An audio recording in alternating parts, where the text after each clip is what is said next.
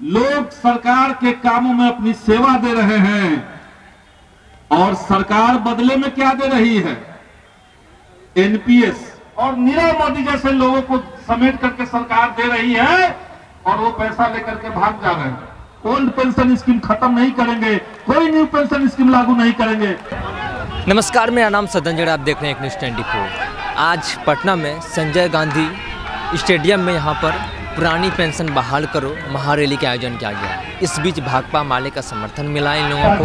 भाकपा माले के विधायक पालीगंज से जो है संदीप सौरभ पहुंचे हैं। पहले आइए उनको सुनते हुए क्या कुछ कह रहे हैं।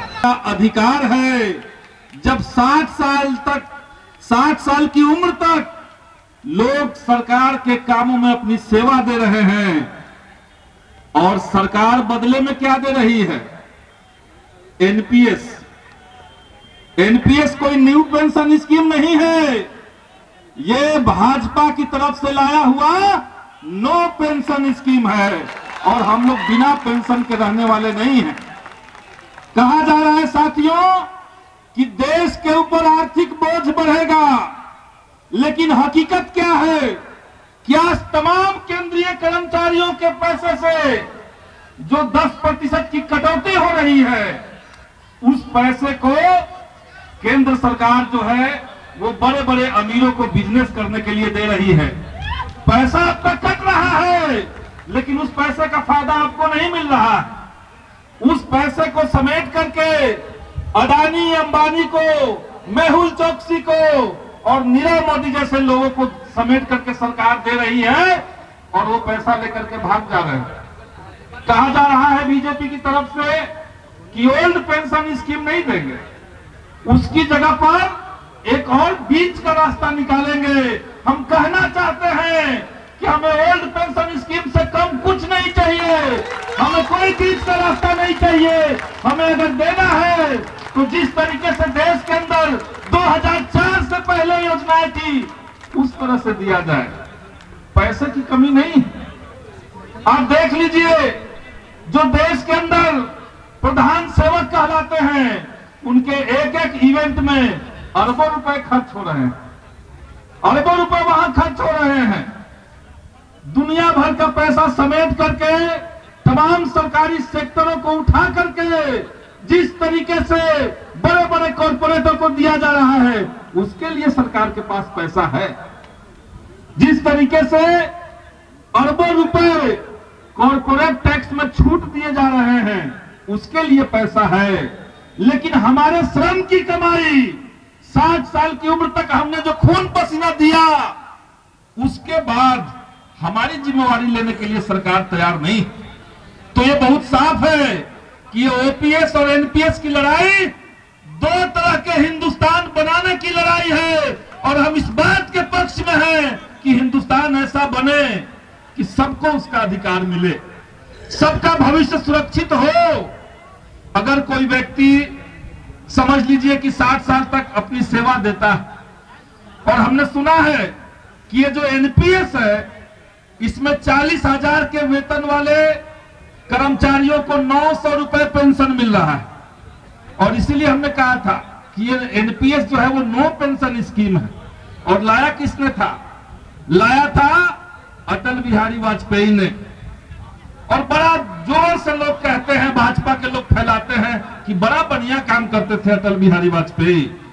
पूरे देश के कर्मचारियों को एक झटके में 2004 में इन लोगों ने उनको अंधेरे में भटका दिया है, उनका भविष्य तबाह कर दिया है और उनकी बड़ाई हमसे करवाई जाती है।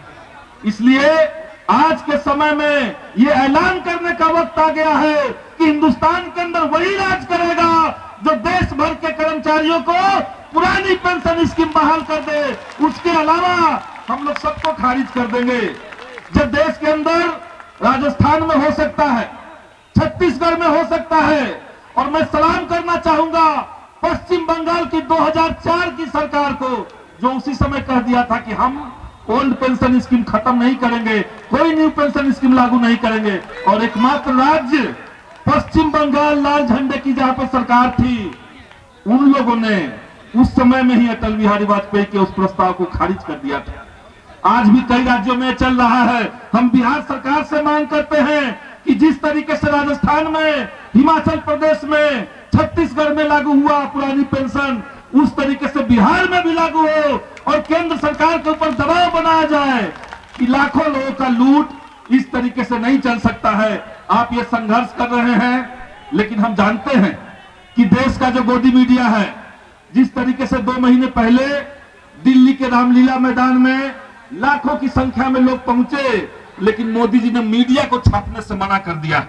लेकिन ये बिहार है, यहाँ के तमाम मीडिया आपकी बात को ऊपर तक ले जाएंगे। मैं मीडिया के भी तमाम बंधुओं से कहना चाहता हूं कि ये जो जरूरी मांग है, ये जो अनिवार्य संघर्ष है, इस संघर्ष को गली गली तक पहुंचाइए, ताकि जो बहरे लोग ऊपर बैठे हुए हैं उनकी कानों तक हमारी गूंज पहुंचे और पुरानी पेंशन स्कीम को बहाल किया जा सके। आपकी लड़ाई वैचारिक लड़ाई है, आपकी लड़ाई हिंदुस्तान को और ज्यादा मजबूत बनाने की लड़ाई है। और जैसे समझ लीजिए कि ये जो पैसा आपका लूट करके आपको नहीं लौटाया जा रहा है, ये पैसा अगर आपको लौटे, ये पैसा अगर जनता के बीच में जाए, तो इस देश की अर्थव्यवस्था बढ़ जाएगी, इस देश का जीडीपी बढ़ेगा, इस देश का जो मार्केटिंग लंबे समय से मंदी में चलते रहता है वो खत्म हो जाएगा। मंदी खत्म होगी तो देश के आर्थिक विकास के लिए, जनता के उसके अधिकार के लिए, आपके श्रमों का जो लूट है उसको बंद करने के लिए हम लोग आपके साथ हैं और पुरानी पेंशन बहाल करने के पक्ष में हम लोग हमेशा से आवाज बुलंद किए हैं। आपके इस पूरे संघर्ष को सलाम करते हुए अपनी बात को खत्म करेंगे। तमाम साथियों का बहुत बहुत धन्यवाद। इनकलाब जिंदाबाद, पुरानी पेंशन बहाली लेके रहेंगे। आपने साफ तौर पर भाकपा माले के विधायक संदीप सौरभ को सुना, उन्होंने साफ तौर पर कहा कि पुरानी पेंशन की जो योजना है सरकार बहाल करे, और उन्होंने ये भी जिक्र किया कि छत्तीसगढ़ और ये पश्चिम बंगाल, ये लोग ऐसे राज्य हैं जहाँ पर पुरानी पेंशन, राजस्थान बहाल है। और 2004 में ही जब पुरानी पेंशन हटाने की बात चल रही थी, जब वहाँ से लाल झंडा का सरकार था पश्चिम बंगाल में, तो वहाँ पर इसको हटाया नहीं गया और इनकी ये मांग थी कि पुरानी पेंशन को बहाल करे, और इन्होंने बीजेपी को जमकर घेरा। इसी तरह के तमाम अपडेट के लिए आप बने रहिए एक न्यूज़ 24 पर। मेरे सहयोगी आशुतोष सिंह के साथ मैं सदन जी, पटना।